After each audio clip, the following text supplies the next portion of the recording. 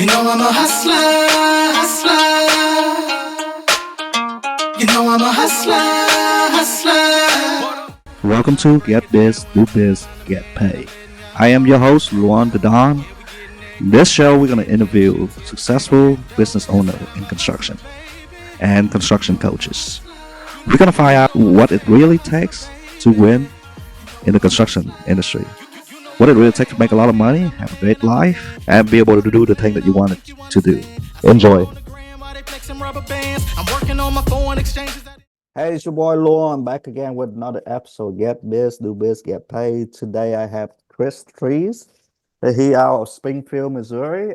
We know each other for a long time, and he's an outdoor living guy just like me. And today we're going to talk about Chris' story. Welcome, Chris. Thanks, man. Appreciate you having me. So it's 2024, new year, new me, all this craze that you see right now. What happened in 2023 that you are the most thankful for? Probably an answer that most people wouldn't give, but I'm thankful for my failures for last year. It taught me, I learned more in the last, one of my business coaches told me I learned 10 years worth of lessons in 12 months. So it's been really tough, but it's been really good too. Yeah, so people on social media and podcast, they always talk about their success, but nobody really touched about their failure. So thank you for being vulnerable and sharing that with us. So how did you deal with those failures, man? When you know that you didn't meet up to your standard that you set out for you, how did that make you feel? And from that, how did you deal with the feeling? Because I've been there before, and it's not a good feeling. Can you tell me a little bit about how you deal with that? Sure. So, it probably started in January, February. I really just started having a lot of anxiety, and that's how I was dealing with it, was being anxious all the time. And so I got on some anxiety meds to help me deal with that. And then kind of correlated, but I'm 35. So I went and had my blood work done, and I got on testosterone replacement therapy just to get back to normal levels, which helped a tremendous amount. I would say any guy who's 35 or older should probably get their levels checked. So like a normal range is like 400 to 1,000, and mine was like 240, I think. So we got that taken care of. In about 4 weeks, I started feeling a lot better. Still had a lot of ups and downs, and honestly, I dealt with it by drinking a lot more. So actually I'm 15 days into sobriety, and I don't think I'll ever drink again. Because I'm not, and you're probably a very similar person in this, like we're not built for moderation. We're all in or we're all out. And so I really went through and just kind of did a self-audit. And so I decided that I wasn't a person who was capable of having one or two drinks. And so I decided that no drinks was a better option for me. And so we're just taking that one day at a time. But in 15 days, I can tell you that I'm clearer than I've ever been. I've got a lot less anxiety. And I'm capable of approaching problems from a much more logical standpoint and problem solving, which is one of my strengths. So it's been a really, really good way. But as far as a business side, how did I adapt to stuff? We shrank. At the beginning of the year, we had 14 field guys and 7 office staff. And as of right now, we have 2 field guys and me. And so we're going to just rebuild from there. And we're going to run really, really lean. We're going to do a much smaller top line number. We're shooting for 1.2 in 2024, and really just focus on profitability and customer experience. And I think focusing on those two will let everything else take care of itself. Right. Yeah, a lot of people focusing on the top line, but the the more I do this stuff in the business for a long time, and especially now when I'm in a position of authority, looking over people books, like top line is not what you should be aiming for or what you should be talking about, right? It's always should be bottom line and how much you bring home to mama, right? For sure. So how did you end up being a contractor, man? Talk to me a little bit about young Chris. Yeah, so I've actually done this. Like I said, I'm 35 and I've done this for 20 years now. So my stepdad had a construction company and I started working the weekends doing mostly decks and fences with him. And then I got told I got a really good score on my ACT. So my guidance counselor in high school said, you'll be worthless if you don't go to college. So I went to college, got a degree in construction management, worked construction, some side jobs and worked for people during the summers and stuff like that, stayed in the industry. And then after college, I moved to Kansas City and I was a salesperson for a big corporation. And I wanted to go the corporate route and I wanted to climb. And I've always been focused on making enough money to be comfortable. I don't necessarily need to make $1 million a year, but I never wanted to struggle because of finances. And so I worked my ass off for 2 years. I was the number one sales increase in the country 2 years in a row. And then I applied for a district trainer position and they told me to wait till I was 30. I was 22. They said basically no promotions for another 8 years. And so I was dating a girl back in Springfield who's now my wife. And I basically said, fuck you. And I came back and started my own thing. And I've been doing that since 2014. How so wow, man, so let me recap this. So 22, you were the top guy, and Mhm. then you apply, and they told you because of your age, there's some ageism in there, right? Yep. Because of your age, we think that you might be too immature to take on this job, which is a bunch of bullshit to me from 100%. my point of perspective, right? And and that's unfortunate, man. But hey, everything happened for a reason, right? Yeah, for sure. And talk to me a little bit about your wife, your family. You guys been together, so she was there since the beginning, Yep. for you, huh? Yeah. And So I knew her for 4 years before we started dating. And she was actually thinking about moving to Kansas City. So she sent me a Facebook message and said, hey, tell me about KC. And I said, come up, I'll show you around.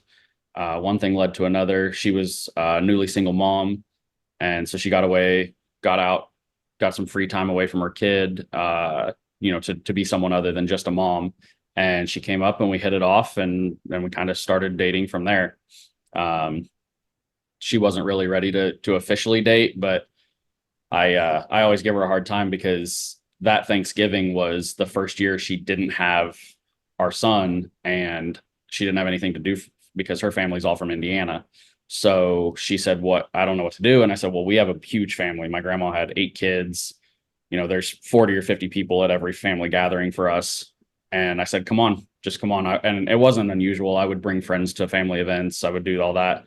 Well, when we got there, everyone was like, oh, you're Chris's girlfriend. Oh, you're Chris's girlfriend. And she would deny it and deny it and deny it. And I would just laugh. And one thing led to another. Within a couple months, we were dating. We started dating in December of 2013. And the rest is just history. So by April of 2014, I was back home and we were dating. And then I think by July, we knew that our daughter was on the way. So I moved in and I actually made her, she was working part-time and trying to finish school. And I made her quit her job. And so in the course of about 6 months, I went from making pretty good money in Kansas City to starting a brand new business, not knowing what income was going to be like and being responsible for a family of 4. uh, damn, man, that's a big leap of faith. What's What are you thinking at the time, man?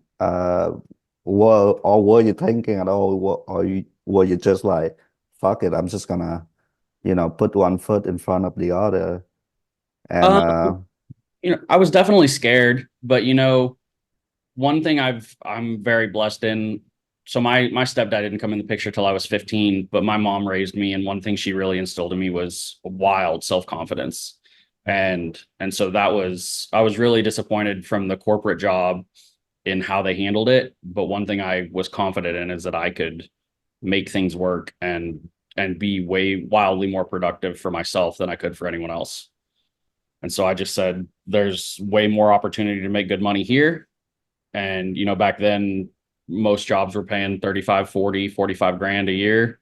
And I think the first full year in business, I made like 65.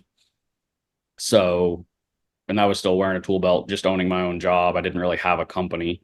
Um, but, but it was just wild self-confidence. And at that point, we made nothing. I think the first 6 months I was in business, I made $18,000 gross.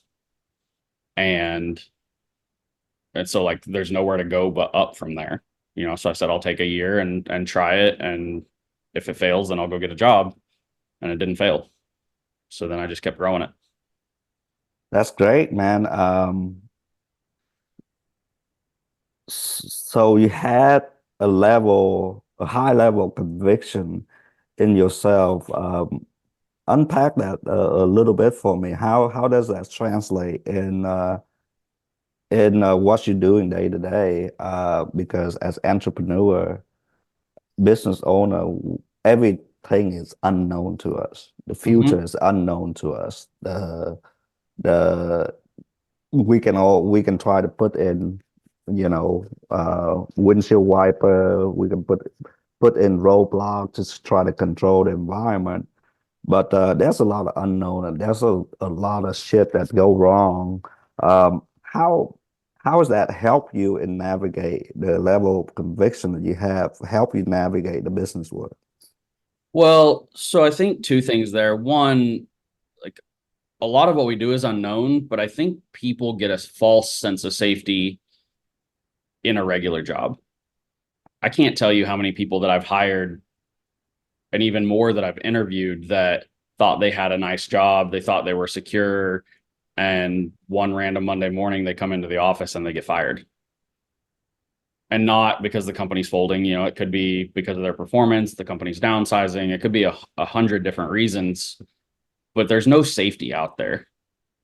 There might be a little bit more than what we do, but I also know that I'm willing to work harder and longer than anyone else to make sure that we make it.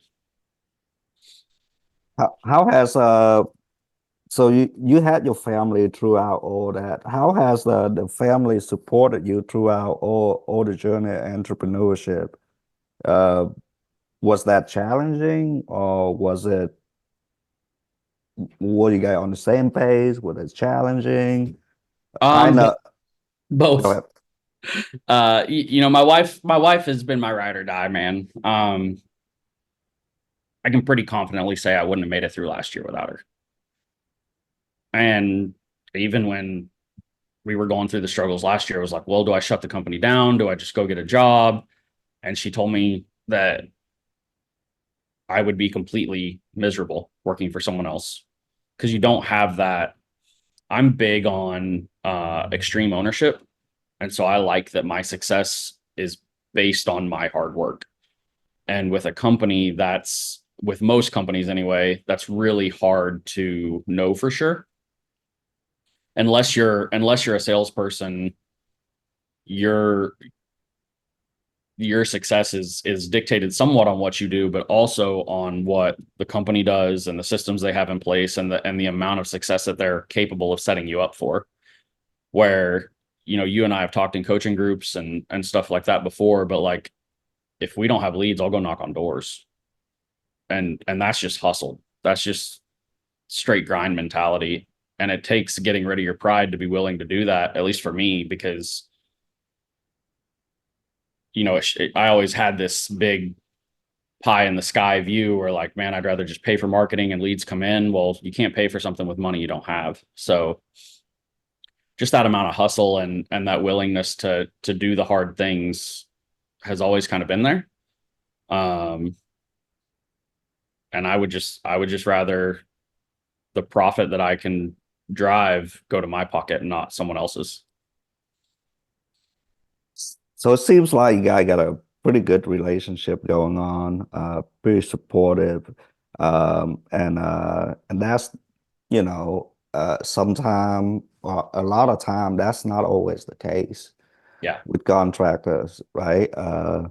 It's always, we always get caught up in the business, and whether or not that's business successful or not successful, the the thing that pull us away, like I was talking to one of my mentor the other day on a podcast, that if you say that the year flew by, that means you didn't really live that Right. year, right? You're not really present for any of it. The year shouldn't have flew by. You Sure. should stay still and enjoy some of the moment. And it hit me like a ton of brick, you know, and I'm as I start thinking back to last year, I'm like, you know what? Is it's my fault for not paying attention to the home life. Yeah. And at the end of the day, what are we really doing it for anyway? We're doing it for the most common why we're doing it for the family, right? The legacy. But in the process of that, I almost lost what is really important to me, which is my family, right? Yeah. So definitely there is something to be said about, reprioritizing uh, goals and aspiration and all that stuff. Because if if the home life is not good, if the personal life is not good, it's gonna bleed into the business and your business. Like if my wife is if my wife is and I are fighting, Hmm. nothing else matter to me. Yeah. I could be at the appointment, but nah, I don't care. Whatever. All I'm thinking about is how can I go home and fix this relationship, because without that, none of the shit I do matter. Not the ungodly amount of money they're gonna come in and gonna make me, happy, because Yeah. now I don't have anybody to share it with. So that's really cool, man, that your wife is there for you throughout the thick and thin. Business is business. I think that's secondary, but the relationship that we have around us is, I say, is priceless. Yeah, for sure, man. And I think a lot of entrepreneurs go through that, trying to find that balance. And balance is such an overused word anyway, because it's not really balance, right? You can't say every night I'm going to be home at 5 or every night I'm going to do this, or because there's always going to be a client that you need to meet after hours, or but knowing that the priority is your family means that you're going to do everything you can to spend the most intentional time with them possible. And especially for me this year, like there were a lot of times where I'd be home, but I'd be on my phone, or I'd be home, but I'd be on the laptop working. And so I about a year ago, I got a personal phone number, and I always said I was gonna turn my work phone off, and I never did. And so this year it's literally at 6 o'clock, it goes on do not disturb, and I either leave it in the truck or I leave it at the office, or I just completely shut it off at home, because there's nothing that can come in at 7, 8 o'clock at night that's going to affect my company so much that it's worth giving up that time. And especially, I know you've got kids, I've got three. Um, one of them's 13, but the others are 8 and 3. And that quality time with those people means so much to them. I can't tell you how many times my 3-year-old has had my wife call just to tell me he misses daddy. And that, I mean, hearing that is just like, I fucked up. Why am I not there? And so that's a huge priority for me going into this year. Yeah, talk to me a little bit about that. When you say priority going into this year, how are you planning on like I say balancing is how do you balancing is kind of like a word that is not right. How do you plan on harmonizing your home life and your work life? One, the first step was making sure my marriage is strong. You know, like you said, when there's arguments there, when there's unease, it's you're not thinking about work. So even if you're working 60 or 70 or 80 hours a week, you're not really being productive in that 80. And so making sure that we go back to intentional date nights, intentional time together, making sure we're good and we set expectations and communicate, hey, I've got to work late this night. So let's make sure that the other days are really focused and you know, instead of coming home and watching a movie, we're playing a board game or whatever it is with the kids. We're going to the park on a nice day. Just making sure that I'm really intentional. Intentional is my word of the year, and just being intentional in getting back my fitness, making sure I've got a solid relationship with my wife, making sure I'm being a good dad, like just being intentional in every action and being able to step back and say, is this action, is this relationship, is this thing serving me, or is it just a distraction that's taking away from my real priorities? Is kind of how I'm approaching it. And so we always do a year-end reflection meeting. But actually this weekend my kids are going to my parents, and then we are taking the weekend to have a planning weekend and a goal setting weekend and talk about, okay, this is how often we're going to do date nights. This is when we're going to do vacation. These are the goals we have for this year. This is how we're going to attack those goals. And creating a lot of leading indicator ways that we can track. Are we on track to hit our goals? Are we going to actually become the people we want to become? Hmm. Man, this is good stuff, bro. Uh, so intentionality. I mean, that word is being thrown around a lot. And what is your definition of that? How do you define intentionality? Because I think that the word, the action needs to be defined a little bit more. I think that word get thrown around by coaches and gurus and all that stuff a lot now. Sure. But there is some truth to that, and there is some angle to that, but maybe for the listener that doesn't understand what that word means, can you expand a little bit more on that intentionality? Sure. Yeah. So for me, intentionality is logically addressing a problem, creating an action plan to address that problem, and then being disciplined enough to follow through. And Discipline. so, Mm, yeah, discipline over motivation all day. mm, Motivation comes and goes, but discipline doesn't. mm. Discipline. So you mentioned that you're going to take a whole weekend to plan out your 2024 goals and aspiration. Talk to me a little bit about that that goal setting that you guys have planning out right now. Yeah, so I actually got it from Mike Claudio. But basically it's you start off and recap the year. And one of the things that we're going to do is my wife and I communicate very differently. I'm very much here's a problem, let's address it now. Let's move quick. And my wife is very much I need time to process. I need time to find a plan so that I'm not rushing to a decision. And so we like literally step one of our meeting is going to be setting rules and boundaries. And okay, if we get into an argument, here's we can any of us can call either of us can call a timeout at any time and say we need 15 minutes so that we can take that 15 minutes and calm down and then still address things logically. Uh, and then after that, we go and we recap what 2023 looked like, the good, the bad, the ugly, what we were really proud of, what we'd like to improve upon.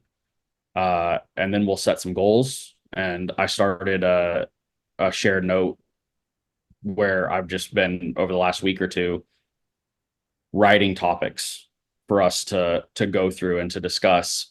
And especially like that's good for me because then I have an itinerary, I guess, of what we're going to talk about, but that also gives her time to process and not be broadsided with a question she wasn't expecting.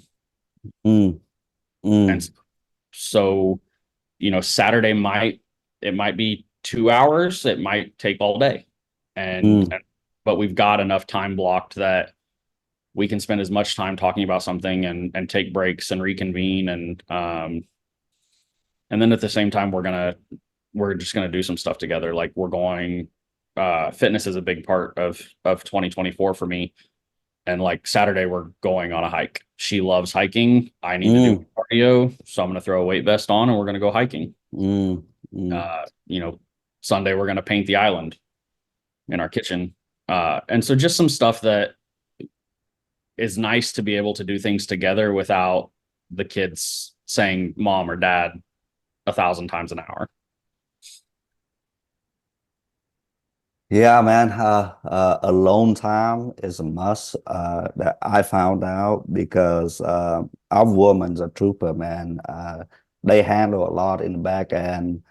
For us to be able to go out there and execute on our dream, our vision, our mission, right? And it's I've been planning for the past 3 years, and the one of the things that we always put priority is vacation and date night, Yep. and then everything else, because the work will find itself Mm-hmm. into your calendar if your calendar is empty. So Okay. I try to, like last minute trip, convention, all that stuff. Like I travel so much the past couple years that if I don't intentional plan my time for myself and my family, it's never gonna happen.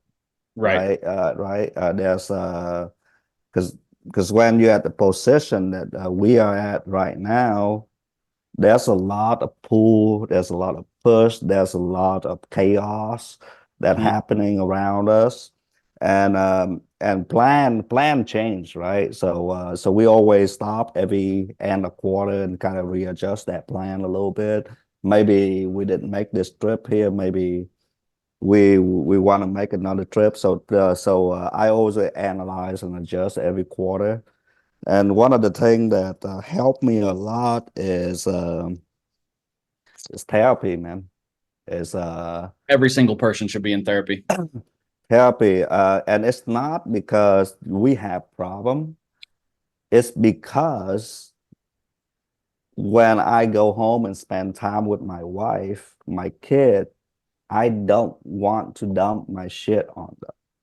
Yeah, my therapist likes to tell me that on days we don't have any problem to address that she's literally just my vent session. Yeah, so So true.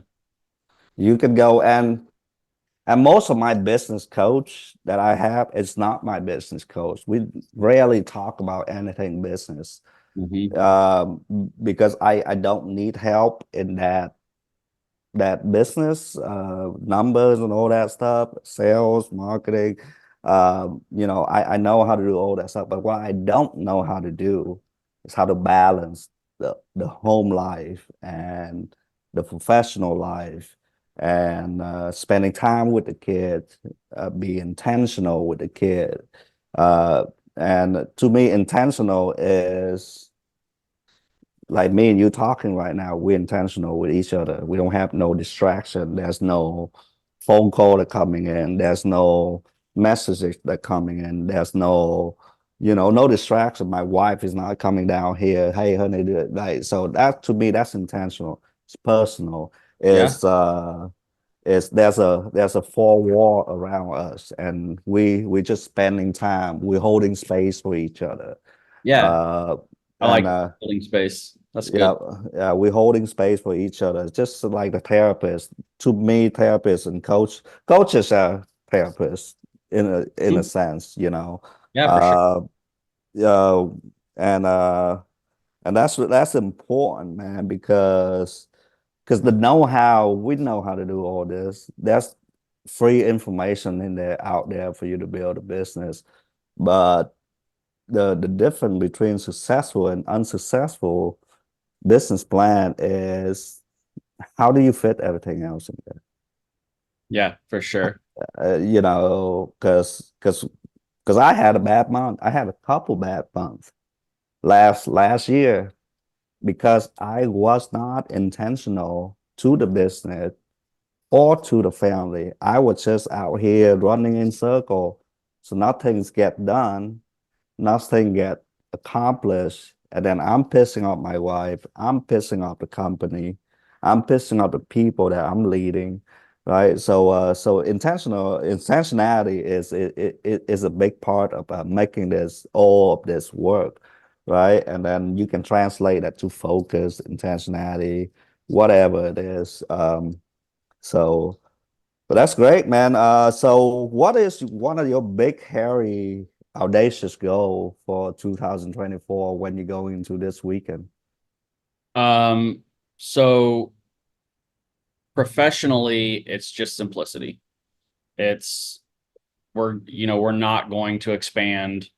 We're we're going to go the opposite of what a lot of people do. A lot of people, it's the buzzword to be a complete submodel in construction right now, and I'm not going to do that because that becomes too much of a temptation for me to grow too much and make the same mistakes I have in the past. So we've set a goal for our sales. We're going to hit that goal, and when that goal is reached, then we're just going to tell clients that we're booking in 2025, and we'll reassess Mm, for the next year. mm, mm. Yeah, so it's not so much of the buzzword, but I think what people meant is pay for performance, right? Yeah. You know, and you can do that with W2 too. You can piece rate people. But simplicity, I'm a big fan of simplicity. I'm probably the biggest fan of simplicity. Sometimes it's too simple, but in a sense, the reason why simple works is because it works. It's just A, B, and C. Instead of you want a complex, you add in numbers and you add in quadratic formula, then now it's not simple anymore. Mm-hmm. Now you can't teach guy how to do it anymore. Now, if you have too many vertical going on at once and you're still pretty much doing everything, and now you find yourselves like, okay, now I'm estimating for a bathroom, and now all of a sudden, I'm going out there and I'm doing a deck. I'm Yeah. going out there, I'm doing a fence. I'm going out there, I'm doing a driveway. Completely uh change the whole landscape of how much work you got to put in to be able to generate the same amount of net profit versus if you just focus on one or two vertical and just scale that up, right? So Yep. simplicity is big. It's big. It's bigger than people give it credit for. Yeah, it's huge, man. And that's one of the things that we've been an outdoor living company for a year and a half now. But we would still take on a basement remodel in the winter or a room addition or something that's just not in our vertical. And that is a non-negotiable no from me now. If it doesn't fit what we do, especially because I've got one crew to keep busy. Like our average job size is 52K last year. So to hit my sales goals, I need to sell 24 jobs. 24 jobs with 500,000 people in the area. Like that's a percentage of a percentage. It's just not hard to find that many jobs. And so you don't need to take on the things outside of your vertical. Uh, yeah, 24 job. Basically, you need one job every 2 weeks, Yeah. right?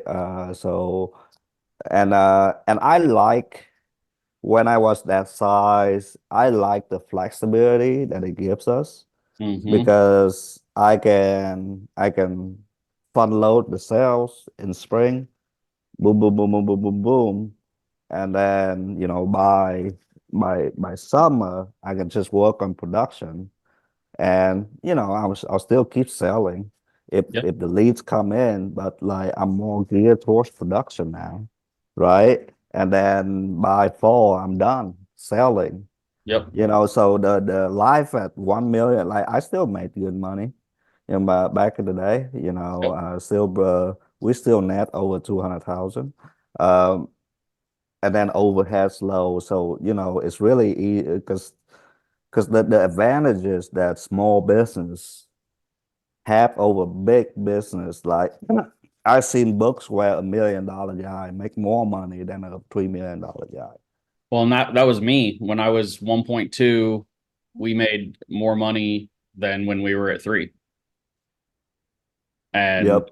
that's kind of one of my thought processes is go back and then scale slowly. So maybe 2025 is only 1.8, maybe it's 2, but it's intentional hiring. It's so one of the big mistakes I made in 2022 actually that led to a lot of the mistakes for 23 was I hired 7 office staff in 90 days with no systems in place to train them. Mm, Thinking, mm, well, I can just coach people as I go, and that's, I mean, that becomes a 200-hour work week, which is not possible.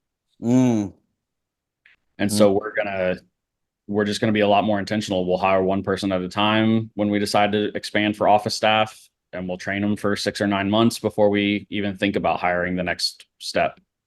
mm, And so mm, sustained growth is a big part of my core desire as we grow. And it mm, creates a better experience for the customer too, right? mm-hmm. So like our next hire is definitely a project manager when we go to do someone in the office. If I know that that person for 6 months has delivered the same customer experience that I would deliver, it's a lot easier for me to set them free than just hiring someone and say, go do it and address issues as they come. Right. Because the reality is this, right? The your worker is not going to work as hard as you, Right. and if they can put in more than 50% of our output or productivity, that's a win, Yep. right?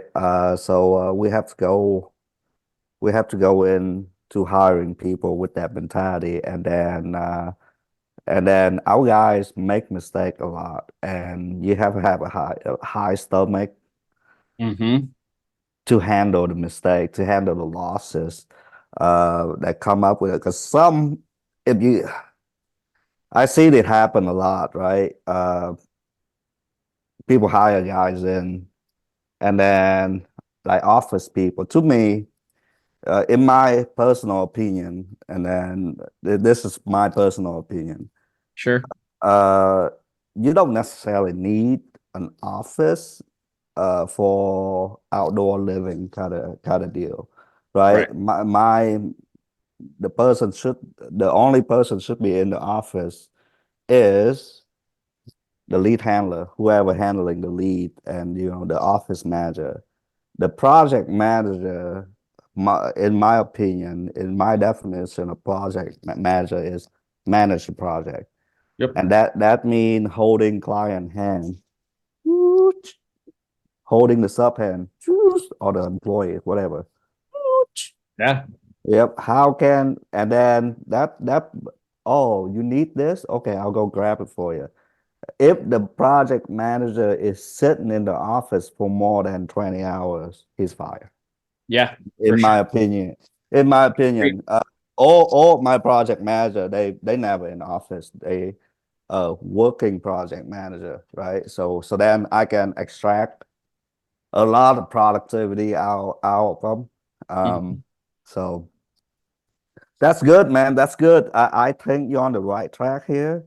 But and by what you learn from all that time that you've been in construction, I think that you are heading in the right and correct direction, and I'm really excited for you, man. It was so when I told you I got on anxiety medicine in February, when we made the decision to downsize and kind of restart, I stopped taking it that day, cold turkey. And I haven't, I might have a 2 on a scale of 10 of anxiety every now and then when a hard situation comes up, but the days of crippling anxiety are gone. And so the Mm, clarity of shrinking and focusing on what I know we're good at rather than trying to scale is, like you said, it's simplicity and it's freedom. mm. And then scaling will happen as a byproduct at good execution. Yeah, Uh, I think that's something I really messed up. Scaling should happen when it's necessary, not because you're chasing it. right. And then most of our scaling is it's just good lead handling, Hmm. good market capture, and then having but I had an advantage that most people don't have is I had business training before I entered to the industry. Yep. I had marketing training, I had sales training, I had business operation, supply chain management, and management in itself. So all that's because business is the same everywhere you go, whether it's construction or or casino or restaurant. It's the P&L still look the same. Assets, liability, all of that is the same. And I Right. had an accounting background. So all of that translate into wow, I can analyze number in real time. So that helped a lot in scaling the business. And then I had a partner who are awesome, and the business would not exist without him. Right. I'm just a talking head. I just talk, and then he's the one that because because it's easy for me because I only have to talk to him for production. I Yep. talk to one guy. That's it. And I'm in my own world right here. And I just get the job and I talk to one people. Hmm. And that's it. Now I have to deal with client, this and that, relationship management, but I do that shit anyway. That's cool. But that really is the key to how we are able to grow quick like that because I had help and then my past experience, right? So talk to me a little bit about testosterone replacement. What is this stuff about? Yeah. So testosterone is what makes guys guys, right? It's the main hormone that we have. Um, and so it's basically it's the same compound that like bodybuilders use, just in way smaller amounts. And it basically, the level I'm on just brings me back to like the amount of testosterone you had when you were 18, or a Mm, healthy guy would have when you're 18. Um, it's, they've got a bunch of different applications. You can take creams, you can take pills, they've got a patch. I like injections because it's really painless, but it creates a more consistent level. But for about a year before I started actually exploring it, I just lost that drive. I mean, you've known me for a few years, and I used to be super into all the groups, always active, really, really driven, and I kind of just lost that. Where I didn't, I didn't want to put the pedal to the metal. I didn't want to chase it. I wanted to work 35 or 40 hours a week and not really go after what I was capable of. And when my levels got back to normal, that all changed. I became me again, and it just it gives you energy. It helps build muscle. It helps burn fat. It helped with my determination and my discipline. It helped with anxiety. I mean, it really is. It gets a horrible name in the media because people abuse it like anything. But hmm to me, it's a wonder drug. And as long as you use it responsibly, I think most guys should continue to check their levels. And when they fall out of range, they should really look at it. And it's super affordable. Like I don't even have health insurance, and it costs me about $100 a month, mm Yeah, which that's you spend, nothing. most people spend that on coffee. most people spend that on in a week on a cigarette and Yeah. pop and pizza at the gas station, right? I know Yeah. I know I did for a while. I'm not gonna sit here and be like, oh, I eat healthy. No, man, like if I'm hungry, I'm going to Casey, bro. I'm Yeah. going there and it's one slide, not enough. It's two slide. I can't just grab one. It's 2 for $4. Grab two, couple Yep. beef steak, you know. And then yeah, so basically you regain your drive, Mhm. which is to me that's the most important thing, man. Like Well, I start I also like when you get super busy, so you stop eating healthy, you stop prioritizing fitness. Like I got up to 265 pounds and I'm 5'9". I'm short. Like mm, that's not just fat, that's really fat. And mm, so in the 9 months I've been on it, I'm back down to like 222 this morning. And I'll get back under 200 by the end of Q1.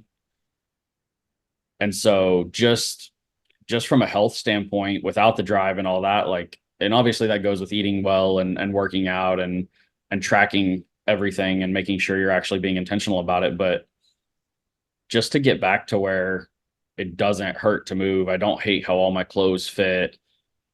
I don't ever want to go to the beach or anything like that because I was fat and I was embarrassed. But a lot of people won't change it. They'll just complain about it. And I didn't want to be that person. mm.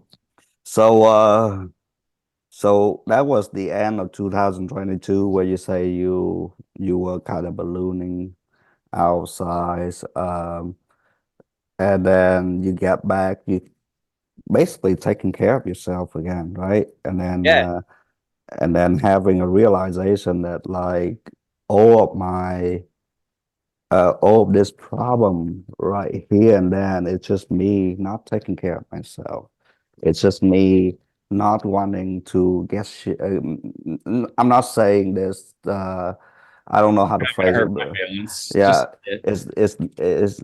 it's working 30, 40 hours. Sometimes that's not enough. We need to put in like another 5 hours to get shit completed, right? Sure. And so all this personal stuff that I didn't take care of myself, I didn't view myself as a vessel for this business, but I was just eating because eating is comfort, and I love to eat. Yep. Since you take care, or you start going back to the gym, you start taking this therapy, you starting, then you had the clarity. You had the clarity, and even though your business was struggling, but you know the way to slash down and put it back up. Yep. So in my opinions, and I'm sure all the coaches can agree with me. The technical thing is about 10 to 20% of business. Yeah. Okay? It's the personal, it's the mindset, it's the discipline, it's the will to fix yourself when you know you're not capable, right? I Yeah. know, I know for me, that's always been the biggest struggle. It's not like I can come up with a budget in like 30 minutes. I can Hmm. go sell. But how can I do it consistently? Why taking care of myself, taking care of my family, taking care of my friend, taking care of the people who follow me, taking care of the people around the community. And that started with me fixing myself. And it's not like there's no end date to it, right? It's No. not like, hey, December 31st, 2024, I'm done taking care of myself. Right. Just gonna go fuck it off. I'm just gonna, go to Vegas and blow all my money, do a bunch of drugs, fuck a bunch of hookers. No, it's not like that. Right. It's like there's no end date to this stuff. It's a continuous journey. I'm not perfect by any means. By any mean, I eat a little bit more over the holidays, Yeah. you know what I mean? So, but that's important, man. The personal development is look, because most of the answer that you find you are looking for is already right here within you. Yeah. Well, so one of the things my wife is like most mothers, I'm sure, and she puts her kids 100% first. And and she's much better now, but for a while she struggled prioritizing herself. She would want to work out, but she would take everything the kids needed and do that first and then just be spent at the end of the day and not have the energy for it. And one of the things I always tell her is you can't pour from an empty cup. And so that working out, that reading books, and not just business books. Like I love to read. So I read high fantasy and I'm a nerd and like, but that gives me enjoyment and that fills my cup. And then if my cup is full, all of our employees, all of our family, all of our friends, like that all comes from our cup that we fill them with. But if you don't fill your cup, you don't have anything left to give. And so Mm, that's been really big for me too, is like I have to ignore, so if I go to the gym at 11 o'clock, like from 11 to 12, I need to not take work calls because I need to focus on me and fill my cup so that I can be there when we're done to mm, fill everybody else's cup. mm, mm. Yeah, this is good, man. It's so good. But we talked about the concept of creating space, right, for Mhm. yourself. And most people don't like this, but I'm like, you gotta get up earlier, man. Like when you say you don't have time, or make some time. I woke up at 6 today, I you was up at know, 5. and 6, 5, 4, whatever. That make it what you gotta carve out some time for yourself. Go do some hard shit. Carve out some time for yourself. Go do some hard stuff. So then you can be properly aligned, right? Yeah. Right. Some of my best work, some of my best idea come from a run, come from Yep. when I'm pushing the weight. And those are some because I'm pushing the demon out, right? Yep. I'm getting rid of all this angst, all this, trauma or whatever fuck you want to call it. But It's I'm another just, form of therapy. I'm just putting it out all out on the field, and it feels good. I never seen anybody leave the gym sad. Yeah. I never seen a motherfucker leave the gym sad. They might be sad coming in, but they never leave the gym. Oh, man, So there's actually a statistic, and I read a study about it, but exercise is 3 times more effective than any anxiety medicine or depression medicine. Oh, 1,000%, bro. Like 1,000%, 1,000%. I have a severe ADHD. I'm not on any meds. Yep. I have severe anxiety, but I pray Yep. whenever I have that happen. I know that nothing is that bad. Like nobody die. You Yep. know, and the way you feel, the why you feel anxious is because you care. Yep. It's because you care. It's not because there's something wrong with you. It's because you care too much, you love too much, you care too deep. And that's why there was this problem with an employee. Our first response is not logical, it's emotional. It's we care so much, we're anxious, like, oh my God, what happened? What happened? What happened? Or with the client, what happened? What happened? What happened? But really, what we need to do is go to the logical place. What was the problem? How can we fix it? How can we create a win-win out of it? Because when the client come to you with a problem, or when the employee come to you with a problem, they are in an emotional state, a Mm-hmm. highly stressed emotional state that we need to disarm them, and we need to bring them back to a logical place. But to do that, we can't be anxious. Otherwise, anxiety feed off each other, and we just fight, fight, fight, fight, fight until it's up here. And now all of a sudden, I ain't fucking paying you no more. Yep. And now you just take that small problem, and now your cash flow is fucked. I Yep. see that all the time, man, all the time, and so important to get your mind right. I mean, that's what we are, right? We're firefighters. We spend all day putting out fires. Yeah. And what is one advice you can give to the listener if they are struggling right now, and if they have no place, nobody, to turn to talk to, what would your advice to them to get through this situation? So I'd probably have two. The first one, because I resonate with that a lot. You know, you don't want to overwhelm your wife with all your problems every night. So for me, I found community in a lot of the coaching groups online, and you don't have to pay for one if it's not in your budget. Like, you know, we do the call every Friday, and you and I aren't in any of the same paid groups right now, but I've called you and been like, hey, here's my issue. Help me navigate this.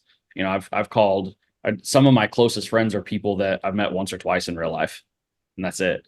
I don't think you and I have ever met in real life, actually. Maybe Maybe not. once. Yeah. But when you get into these groups and you're talking about intentional stuff, and it doesn't just have to be a contracting group, it can be anything.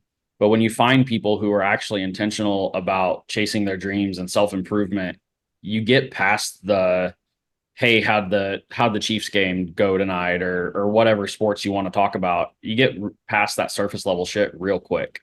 That would be my first thing is get involved in some sort of group where you have like-minded people, because just like I'm telling my story about my struggle, when I reached out to a couple people as I was starting to go through it, found out there's another guy that I've known for years. He's going through the same shit, different part of the country. Well, he became that person that I got to vent to. He got to vent to.